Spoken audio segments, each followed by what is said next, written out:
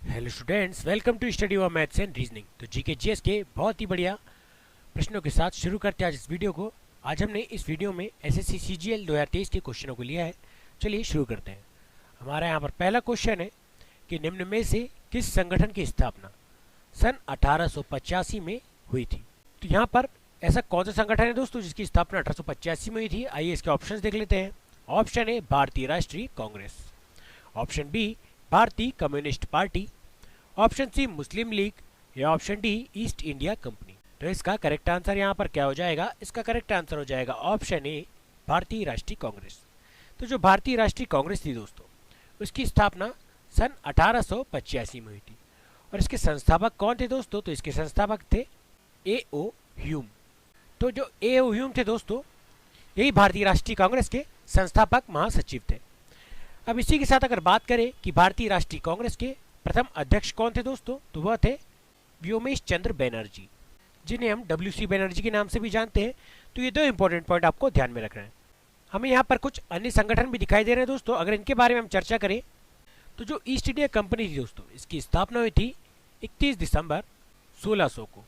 उसी प्रकार जो मुस्लिम लीग थी, इसकी स्थापना हुई थी 30 दिसंबर 1906 को। तो ये इंपॉर्टेंट पॉइंट भी आपको ध्यान में रखना है।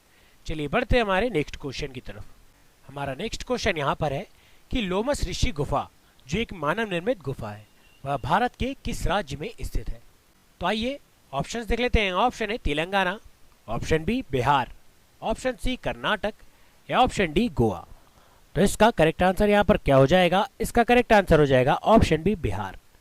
तो जो बिहार राज्य है दोस्तों, वहीं पर लोमस ऋषि की गुफा, जो कि एक मानव निर्मित गुफा है, वह स्थित है। तो ये इंपॉर्टेंट पॉइंट आपको ध्यान में रखना है। हमारा नेक्स्ट क्वेश्चन है कि टी20 क्रिकेट मैच में एक गेंदबाज अधिकतम कितने ओवर गेंदबाजी कर सकता है? तो यहाँ पर टी20 में एक गेंदबाज कितने ओवर गेंदबाजी कर सकता है? आइए ऑप्शन देख लेते हैं। Option A 4 over, option B 10 over, option C 6 over या ऑप्शन डी 8 ओवर। तो इसका करेक्ट आंसर यहाँ पर क्या हो जाएगा? इसका करेक्ट आंसर यहाँ पर हो जाएगा ऑप्शन ए 4 ओवर। तो जो टी20 मैच होता है दोस्तों, उसमें एक गेंदबाज सिर्फ 4 ओवर अधिकतम कर सकता है। वहीं पर अगर वनडे की बात करें तो जो वनडे मैच होता है दोस्तों, यह 50-50 ओवर का होता है, अर्थात एक एक टीम 50-50 ओवर यहाँ पर खेलती है। तो इसमें एक बॉलर अधिकतम 10 ओवर यहाँ पर डाल सकता है। तो ये इंपॉर्टेंट पॉइंट आपको ध्यान में रखना है। चलिए बढ़ते हैं हमारे नेक्स्ट क्वेश्चन की तरफ। हमारा नेक्स्ट क्वेश्चन यहाँ पर दिया है कि निम्नलिखित में से किसने आनंद मठ लिखा जहां से राष्ट्रीय गीत वंदे मातरम लिया गया था? तो आनंद मठ एक रचना है दोस्तों, जिससे हमारा राष्ट्रीय गीत वंदे मातरम लिया गया था। अब इसके लेखक कौन थे? आइए ऑप्शन में देख लेते हैं। Option A Rabindranath Tagore, option B Bankim Chandra Chatterjee, option C Mohammad Iqbal या ऑप्शन डी अवनिंद्र नाथ टैगोर। तो इसका करेक्ट आंसर क्या हो जाएगा दोस्तों? इसका करेक्ट आंसर हो जाएगा ऑप्शन बी बंकिम चंद्र चटर्जी। तो जो बंकिम चंद्र चटर्जी थे दोस्तों, उन्हीं की रचना है आनंद मठ, जिससे हमारा राष्ट्रीय गीत वंदे मातरम लिया गया है।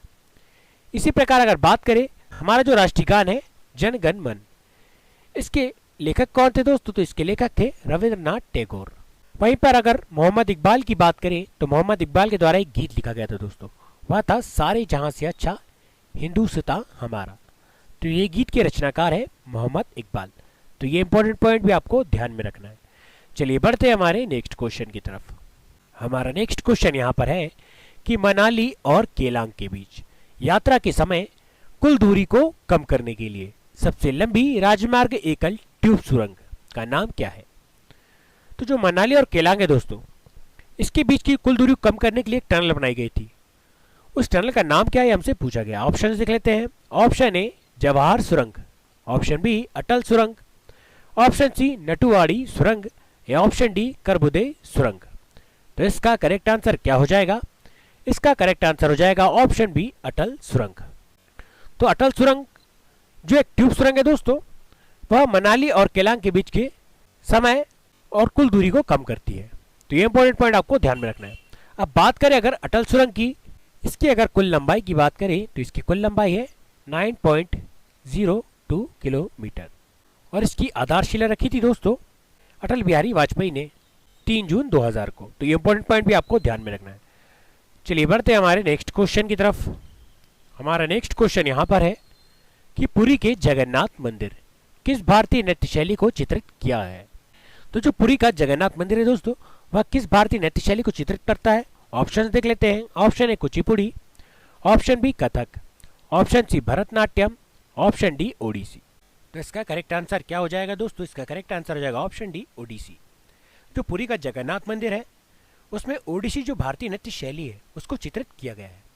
वहीं पर अगर बात करें जगन्नाथ मंदिर की, तो यह किस राज्य में स्थित है दोस्तों? यह भारत के ओडिशा राज्य में स्थित है। तो ये इंपॉर्टेंट पॉइंट भी आपको ध्यान में रखना है। चलिए बढ़ते हैं हमारे नेक्स्ट क्वेश्चन की तरफ। हमारा नेक्स्ट क्वेश्चन यहाँ पर दिया है कि भारतीय संविधान के राज्य के नीति निषेध तत्व किस देश से ग्रहित किए गए थे। तो इसका करेक्ट आंसर क्या हो जाएगा दोस्तों? इसका करेक्ट आंसर हो जाएगा ऑप्शन बी आयरलैंड। तो जो भारतीय संविधान है हमारा, उसमें जो राज्य के नीति निषेध तत्व लिए गए हैं वह आयरलैंड से लिए गए हैं। इसी के साथ अगर बात करें तो इन तीनों देशों से हमारे संविधान में कुछ ना कुछ लिया गया है, परंतु ये जो चीन है दोस्तों, इससे हमारे संविधान में कुछ भी तत्व नहीं लिया गया है। तो ये इंपॉर्टेंट पॉइंट आपको ध्यान में रखना है। चलिए बढ़ते हैं हमारे नेक्स्ट क्वेश्चन की तरफ। हमारा नेक्स्ट क्वेश्चन यहाँ पर दिया है कि भारत का सर्वोच्च न्यायालय कब अस्तित्व में आया था। तो भारत का सर्वोच्च न्यायालय कब अस्तित्व में आया था? ऑप्शन देख लेते हैं। ऑप्शन ए 26 जनवरी 1950 को, ऑप्शन बी 2 अक्टूबर 1952 को, ऑप्शन सी 30 जनवरी 1935 को, या ऑप्शन डी 15 अगस्त 1947 को। तो इसका करेक्ट आंसर क्या हो जाएगा दोस्तों? इसका करेक्ट आंसर हो जाएगा, तो इसका करेक्ट आंसर यहाँ पर क्या हो जाएगा दोस्तों? इसका करेक्ट आंसर यहाँ पर हो जाएगा ऑप्शन ए 26 जनवरी 1950 को। तो 26 जनवरी 1950 को जब भारत का संविधान लागू हुआ था, उस समय ही भारत का जो सर्वोच्च न्यायालय है यह अस्तित्व में आया था दोस्तों। और वहीं पर अगर बात करें कि सर्वोच्च न्यायालय की पहली बैठक कब हुई थी, तो यह हुई थी 28 जनवरी सन 1950 को। तो ये इंपॉर्टेंट पॉइंट भी आपको ध्यान में रखना है। चलिए बढ़ते हैं हमारे नेक्स्ट क्वेश्चन की तरफ।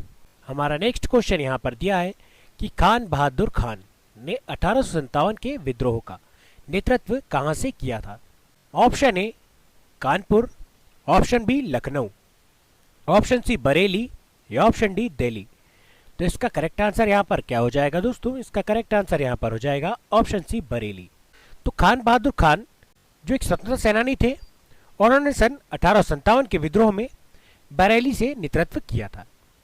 वहीं पर अगर बात करें कि कानपुर से नेतृत्व किसने किया था दोस्तों, तो कानपुर से नेतृत्व किया था नाना साहेब ने।